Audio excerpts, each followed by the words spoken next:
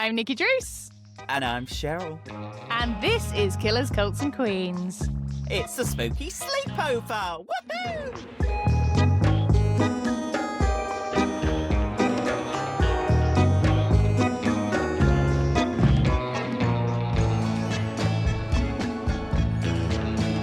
Hello and welcome to Killers, Cults and Queens. It's time for the Spooky Sleepover. Yes, it's our bonus show where we have a little catch-up, answer your cues, give you some A's, and we dive into our rabbit holes of the week. But before we get into all of that, how has your week been, our Chezzy Wezzy Woo? Hello, everybody watching on the YouTube right now. Visually, I am not in drag, and I'll tell you for why. I have been busy going into the archives of our records for season 4 and banking all the juicy moments for you all. And I literally looked at the time and I went, I'm not going to have time to get a face on today. But this is what we mean when it comes to recording and curating this podcast. There is so much that goes into it behind the scenes.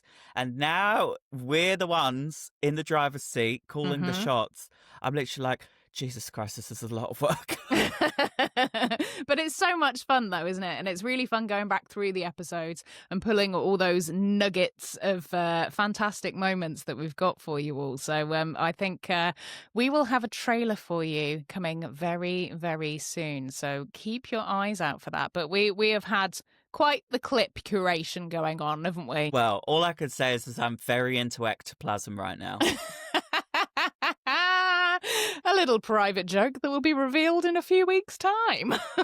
And I cannot wait. But my week has been good, Nikki Druce. I cannot complain in the slightest. I have really given into consumerism ×2 this week because I have just got the new iPhone. Do not judge me. Do not hate me. I haven't had a new iPhone for 2 years, 3 years. And it was the end of my contract. And I said, look, let's just renew it. Let's keep this cycle going. And I actually went from a big Pro Max to just a Pro. So you've downsized? Yeah, I'm a little bit smaller now. But do you know what? I actually like the feel of it in my hands. I've got a Pro Max because I wanted one. I'm not going to justify it to anybody. I just really wanted this phone. Yeah, they are on the larger size. So, yeah, it can be quite difficult sometimes to sort of swipe and also do anything with like just one hand on the phone. Yeah. So, yeah, I understand completely. Downsizing might not necessarily be a bad thing. No, and it's not bad at all. And I'm actually really enjoying it. But the other consumerism item I gave into is I unfortunately won the Labubu raffle again. Again? I have now got 14 Labubus. So you've gone from none to having possibly too many. Yeah. And look, this trend is probably going to die very quickly.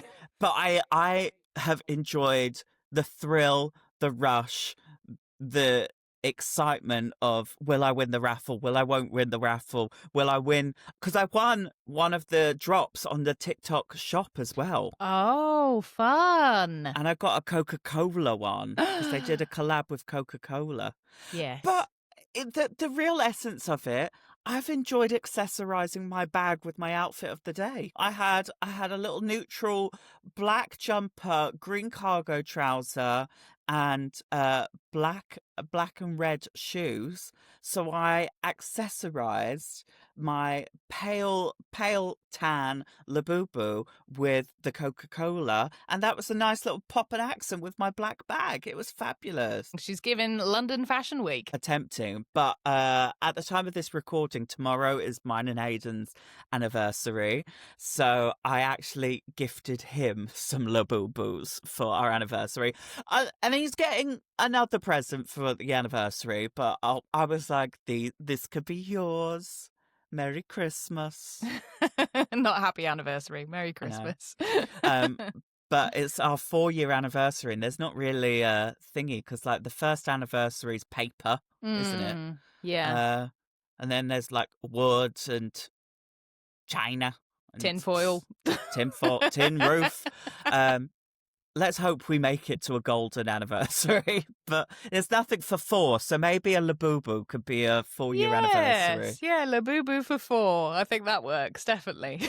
But how are you, Nikki? Are you all good? How has your week been? And my week has been good, thank you. I have realised something about myself this week, and I don't know whether I require a therapy session off the back of it. I have realised that I like to buy things in pairs. I can see the logic in that, but it depends on the item in consumption. So mine tends to be toiletries. So I have noticed that I have pretty much 2 of everything. So I have 2, well, I have more than 2 setting sprays, but 2 of the same brand of setting spray. Why have I bought that? I do not know. I've got 2 hair oils that are exactly the same. I've got 2 glycolic pads, which are exactly the same. I've got 2 shower gel, that kind of thing. Yeah. And I buy them in 2s. I am never going to get through all of that stuff. And I don't know why I do it. I have no idea. Are you Noah from Noah's Ark in a previous life? I think I might be. I really think I might be. Because I keep going through and I'm like, right, I've got 1 of those. Oh no, I've got 2 of those. And then I'll have another look and I'm like, right, okay, I'll put that to one side. And then I go through another thing and then I'm like, no, I've got 2 of those as well. It's like, why do I buy things in 2s? But you buy them at the same time? Yes. So what am I doing? I would argue you're just being forward thinking. Yeah, that's what I you're think. Just stockpiling. Yeah, I think I'll get one of these for now and then I'll use that other one later. But the first one will last me forever. So what am I doing buying 2? I don't understand. No idea. I will say, I do think I need to lead by your mantra of buying the elephants 2x2, hurrah, hurrah, because Nikki had to remind me yesterday to buy hairspray because I have been complaining for weeks that I've been out of hairspray because I believe it might have been kleptoed in a dressing room. But I am not pointing fingers or accusations. Not me, at not all in me. the slightest. But I have been like, oh, I need to get that. And then when I go somewhere, I forget to get it because I'm not thinking about it. But if I already had a pair and a spare here, I would already have one. Yeah. See, I think that's maybe what I'm trying to do, but I have no idea why this scarcity mindset has suddenly set in and why I keep buying things in 2s. But that has been my week, just trying to pick my brain as to why I need things in pairs. So if you are a pair person, please may you let me know so I don't feel entirely ridiculous because at the moment I have no idea what's going on and it's driving me mad. Well, at the state the world is going, Nikki Druce is going to have a full MUA kit in her Anderson shelter for the Blitz. Yeah, I am entirely stockpiling. I am ready for the apocalypse.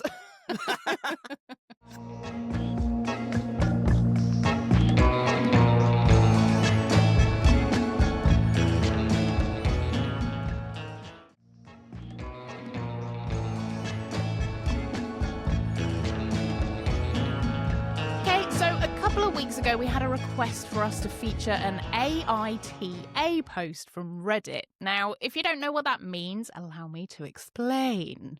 So, AITA stands for Am I the Arsehole? It's American, so it's spelled asshole. Am I the asshole? Not arsehole, like we say. And this is a place where people post situations that have happened to them and then everyone on Reddit can judge them. So it's a very bold thing to do. I don't know if I would have the balls to do this, but some people really want to have the clarity. So, yeah, have you heard of this before, Chez? Has it appeared in your zeitgeist? No, Am I the Arsehole hasn't appeared, but Rate My Meal Deal has. And I thoroughly enjoy rating people's meal deals. And this is giving you're putting yourself out there to basically be criticised. So it's interesting. I'm interested to see what twists and turns this Reddit page is going to take us on. Are we covering just one case or a few? We're doing just one for this week because I want to see how people like this. And if you do like it, just let us know afterwards. That would be really helpful. But I have picked one in particular that has an element of crime in it because I thought that would be right up our alley. Well, the clue's in the title. Killers, Cults and Queens, the true crime podcast. Crime. So the one I've picked today, I'm just going to read the title for you. So, am I the arsehole for filing a police report on a good friend who was caught on video stealing my boyfriend's camera at dinner? She has refused to help me either replace it in full or contribute to the cost of replacing it. So let's have a bit of context here because, that's a leading title, but there could be plenty behind it, couldn't there? Plenty behind I don't want to don't judge a book by its cover and all that. So here's the context. So we were out to dinner one night at an expensive hotel. My boyfriend let me borrow his Canon G7X. So Specific. Yeah, they must be vloggers, I'm guessing, because that is the classic YouTube camera that I literally have one right here. Da, da, da, da. I've got a Sony something. No, mine is a Canon G7X. I think it might be a Mark II, actually. But yes, it is a classic YouTube camera. Anyway, that's by the by. So at the conclusion of dinner, I went up to the room and realised the camera was gone. I immediately got with hotel security and she is on video, clear as day, swiping the camera when my back was turned and shoving it in her purse. I covered for her initially with my friend and contacted her to find a resolution. She had taken the camera with her and my other friends to a club after dinner, which I did not attend, and lost it there. For background, this is my good college friend who I know well, the camera thief. She has been taken on free trips to Coachella and St. Bart's on my dime, as well as many other things. We have done a lot together and are good friends, so I expected her to feel sorry. Initially, she lied, saying she did not have it. When I told her we had video, she confessed and then said yes, she took it, but lost it at the next bar she went to with my other friends. It is now gone. I asked her to help me replace it. She has refused all measures or resolutions, and now I feel I have nothing left to do but file a police report and let them handle it. It is impacting my relationship, and I'm furious my friend is not helping at all. Why should I be on the hook for something she stole? I have given her 3 weeks to help me resolve this, but she insists she is going to do nothing. I'm being pressed by my boyfriend to either replace the camera or help him file a report with her info and the footage. I even asked her to just throw in half or less than half the cost to help, but she still refuses. I don't want her to get in trouble, but I am at the point where I feel she really does not care. Get her down to the police station. She is not your friend. She's a freeloader, thief, and deserves to pay. So I think this is quite an interesting one because the evidence is there. I can understand that if this was a little bit of a grey area where it was like, oh, we don't know, maybe the camera got stolen before I got back downstairs. Maybe I just left it on the table. Maybe somebody else picked it up. But the evidence is there, isn't it? It's on camera, which is not good. And I think if you have taken something, she could have said, oh, I took it to keep it safe because I thought you'd left it behind. And then, yeah. But at least, you can give somebody the benefit of the doubt in that situation, can't you? Yeah. And that she has then gone and got it nicked in the club.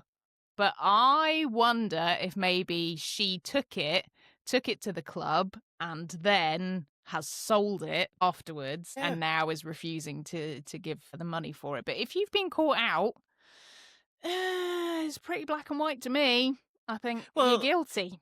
You either run with the lie, like, no, I didn't take it. And then when you get caught, you fess up and say, oh, shit, yeah, sorry, I did this. She should be covering it. And the fact that she's dragging her heels for stealing, somebody else's property, lying about it until she realised there was evidence. Mm-hmm. And then she was blatantly down CEX, pawning it and paying the bills. Look, I cannot speak for everybody's circumstances. Maybe she was in a very tricky financial predicament and she thought, look, if I swipe this, they think it's just been lost. I could get away with scalping 400 quid by Mm-hmm. selling it. Girl, let's be real. Your friends will help you out, but she does seem like the friend. And unfortunately, I've experienced it myself where my kindness had been taken for weakness. Mm-hmm. And I have paid for dinners, I have paid for this, I've paid for that. And it's all, yeah, of course, I'll look at Oh, I'll get you next time. Yeah. And it's like 5 years later and you're still Mm-hmm. £9,000 in debt. Like, I'm not speaking from experience on that figure. I'm just saying. But I have had it where I have obviously been in a very fortunate position and I'm a provider and I look out for people and I only want the best. And if I'm doing something, I want my ride or dies with me. So, of course, if I could pay for it, I'd have my friends on holidays and out for dinners and doing things. But then you have to open your eyes and say, no, this person is literally taking advantage of you. And this friend needs to be in the bin. Yeah, I'm pretty sure we're both on the same page with this one, but there is an update after this as well. So, Oh, in pray do fact, tell. in fact, a couple of different updates. So I'll get through these quite quickly because they are just a few sentences each on the update. So. Update number 1. So this one says, I sent her a text this morning telling her if I do not receive full cost of the camera or shipping confirmation of a new camera from an approved vendor to a provided address by the end of the day, we will be filing a report with the police Saturday morning. I felt like an arsehole typing this out to her, but I have to do it. And Nah, not an arsehole. yep, I agree with it. I agree. So, update number 2, she told me she is sick of me and that I will be receiving a tracking number by 12 Eastern on Friday and not to blame her if the package is never received. I told her if she was my real friend, she would be sorry and in no way will I allow this to be flipped on me. Should I ask if the camera is new or is it the one that disappeared? Update number 3. She sent me a tracking number via FedEx. It says it is awaiting package. I've asked her repeatedly if she is sending me the original camera, assuming it magically turned up, or a new one. She refuses to answer and only tells me to stop bothering her. Update number 4. I'm more and more convinced my friend, camera thief, took the camera hoping that I would just replace it for my boyfriend, gifting her a free camera. For background, this friend is heavily involved on Instagram and loves taking pictures.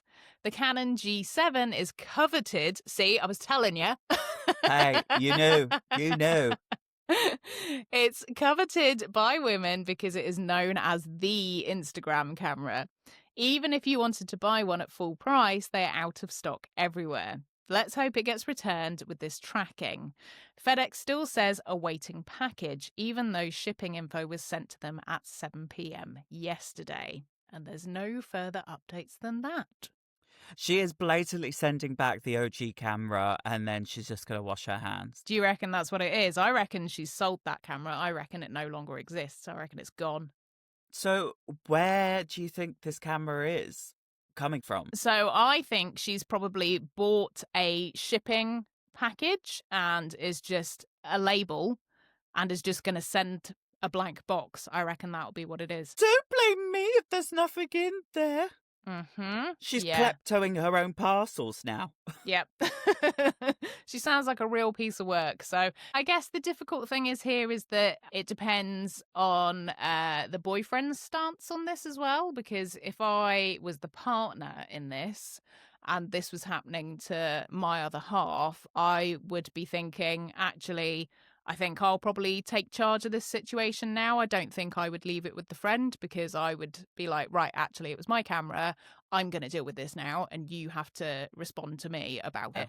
And I feel like that would probably change things. Yeah. Look, you've got a great perspective there, Nikki, because instantly that friend's guard will be up and you're just fighting against a brick wall because you don't want to be having these discussions. Whereas if it's somebody removed from the situation, granted, they may be a little bit close to this friend because it's same circles and all that.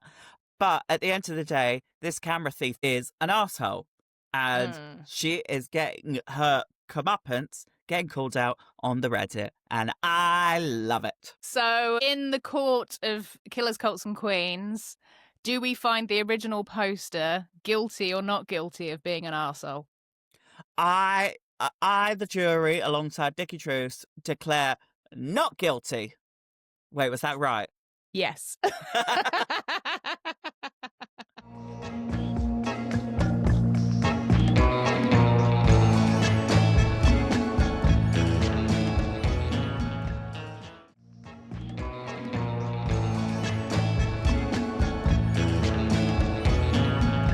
All right, divas, shall we dive into our rabbit holes of the week? I think it seems only fitting. I think so. So what have you got this week, Chez? Have you got something trauma or treat? For me, it's been very traumatic to see it roll out, and mine is very topical right now. And I'm not going to go into the ins and the outs of why it's just been in my zeitgeist and why a memorial looked like a WWE SmackDown celebration. But Donald Trump has come out and declared that paracetamol and Tylenol causes autism.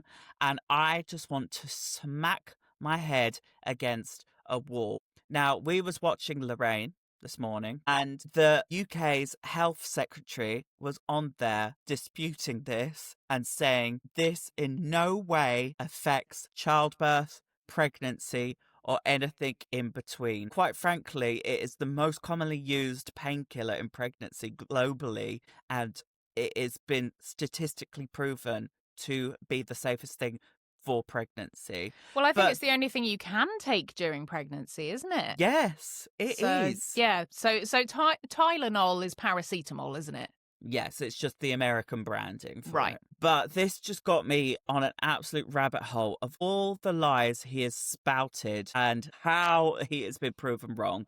So he claimed that in the 2020 elections, he was robbed and there was millions of fraudulent votes in the election. Now, Democratic officials and recounts have all confirmed that the vote was secure and he is just a bit of boots loser. He also claims that Obama wiretapped Trump Tower and there was absolutely zero evidence and everybody debunked that.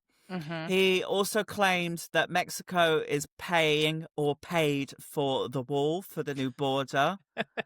In actual fact, US taxpayers paid for it.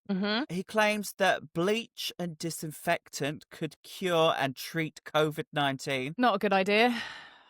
Dangerous. Completely dangerous to be spouting that. I know the claim about paracetamol is dangerous, but telling people, his followers, because that's where he did it on Twitter, it's dangerous. No, it's not a good idea to tell people to consume something that we know can be a deadly chemical. So not the cleverest idea I've ever heard.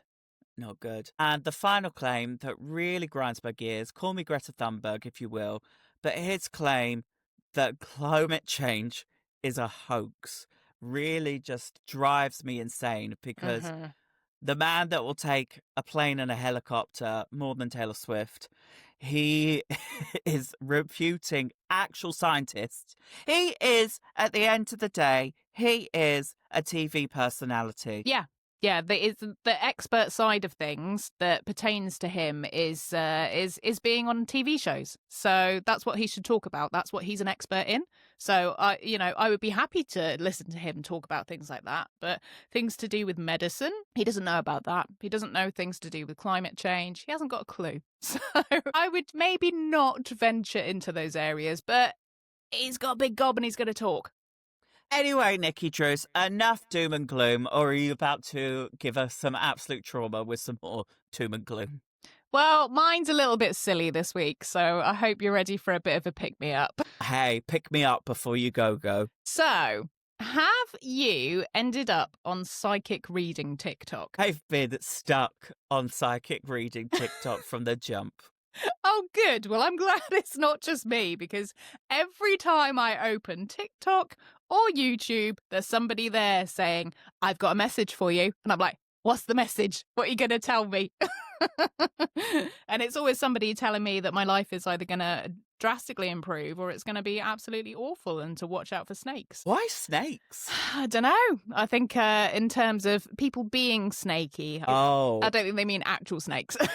Watch out for the python. Watch out for snakes. Well, I am going to the US soon, so, rattlesnakes and all of that. I've got to be careful. But yes, so that has been basically what's been happening to me. And it always seems to be at a particular time of night, which got me thinking about how psychic TV shows used to happen. Did you ever stumble across the old late night psychic readings that were just like QVC that were on Like during Sally the Morgan? 90s? Yeah, that kind of thing. So, Yeah. but these are more like phone-ins. So it sent me down the rabbit hole of things that are all to do with psychic readings and how there used to be just whole channels dedicated to this stuff in the 90s and the early 2000s. And I found out about how some of these things in 1990s America ended up being quite wild. I'm ready. So, before the era of TikTok horoscopes and astrology apps, the 1990s offered a different avenue for those curious about what was in store for their future. If you wanted to have your fortune told, all you had to do was pick up the phone, usually late at night, when the world felt a little quieter and a little stranger. And as we all know, people really get in touch with their emotions once the sun goes down. So these nocturnal existential crises gave rise to a peculiar industry, the 1-900 psychic hotlines. These weren't just phone lines, they were portals to peek into your future. But behind that promise of finding out what was up next was often, surprise, deception. Hey, look, we have covered deception by psychics multiple times on this podcast. One might be coming up very soon. This is not new information for us, but it is always so fascinating how different people think they could get away with it. But do enlighten me, Nikki. What was happening in the 90s? So celebrities like singer Dionne Warwick and Miss Cleo, who turned out to actually be an actress called Yuri Del Harris, was playing a psychic. So they became the faces of these networks, lending them an air of legitimacy. But behind the celebrity facade lay a complex web of manipulative marketing and, you guessed it, fraud. In the early 1990s, the Psychic Friends Network, the PFN, emerged as a prominent player in the psychic hotline industry, and they chose Dionne Warwick as their spokesperson. PFN's infomercials promised callers insights into their futures, relationships, and careers. And of course, people were calling in their thousands, hoping to speak to Miss Dionne herself. But were usually left sadly disappointed for $1 a minute. I mean, $1 a minute? If you're on hold for 30 minutes, crikey, you've just paid for a whole dinner. Yeah, and they're putting you on hold straight away. Even if they got people there able to answer your call, you're going on hold. Yeah. So the network's business practices soon came under scrutiny, and investigations revealed that PFN's operations were less about genuine psychic readings and more about generating revenue through high-cost calls. Despite these controversies, PFN remained a significant entity in the psychic hotline industry throughout the 1990s, and people just kept on calling. But perhaps the most iconic figure in the world of 1990s psychic hotlines was Miss Cleo. Call me now. Miss Cleo became a household name with her catchphrase. Sorry, I did it too early. Call me now. Which she would shout in a strong Jamaican accent. I'm not going to make you do that. And guess what? Miss Cleo was not actually Jamaican. It was just a character she adopted. In 2002, the Federal Trade Commission, the FTC, charged the Psychic Readers Network, the company behind Miss Cleo's hotline, with deceptive advertising and billing practices. The network was accused of falsely advertising free readings and then charging exorbitant fees. Investigations revealed that many callers were billed up to $5 per minute. If I saw my bank statement and I was being robbed blind like that, I would be going to court myself. And so people were obviously incredibly upset. So the FTC's actions led to a settlement that included the cancellation of millions of dollars in consumer debts and a $5 million fine. That's gaggy. And I would love a $5 million in my bank account right now. Ding, ding, wink, wink, nudge, nudge. Call me now. The allure of psychic hotlines in the 1990s can be attributed to several factors. The late-night infomercials created an atmosphere of mystery and intimacy and a promise of live human interaction, which made viewers feel as though they were part of a secret world and getting something exclusive. The business practices were savvy by playing into people's trust of celebrities, but then they hid the real costs so well that many got themselves hugely into debt as a result. However, their legal battles and issues ended up creating protections for phone lines, but I can't help but think that things are probably just the same now, but the technology has moved on. So if someone offers you a reading that sounds too good to be true on TikTok, or someone says you can get a free personalised report, but you just have to give them your bank details first, maybe just buy a tarot deck instead and save your money. Wow. I have to say, I've always wanted to have my cards read. I've always wanted to have a reading. I've always wanted to dip my toes in. But obviously, the skeptical in me is just like, nah, I know these people are just swindling me. And like, you can easily do a quick Google and be like, your nanny Pidge was here with you. She died in 2021. And I'd be like, oh my God. But famously, Essex Live decided to make that front page news on the day of her death when I posted about it. Okay. I know. I thought that, I was like, wow, really? Nan, if you're listening, this is not a shade. But No. I was like, is this really a slow news day if they're using the death of my Nan? RuPaul's Drag Race UK stars Nan passes away in touching tribute. I was like, wow. But yeah, they'd say she's there. And I'd be like, I don't believe you. The difficult thing with this is that it discredits the people that are actually good at doing this. And the people that are actually good at doing this won't charge you through the nose for it. But as soon as you start paying $5 a minute back in the 1990s, that's crazy amounts of money. It's a scam, isn't it? That's what it is. But yeah, I think it's just, it doesn't give good psychics, credible psychics, a good name at all. So yeah, it's pretty sad stuff, but that's what's been happening in my world. Well, all I can say is I would rather get scammed by a psychic than Jen Shaw. Call me now.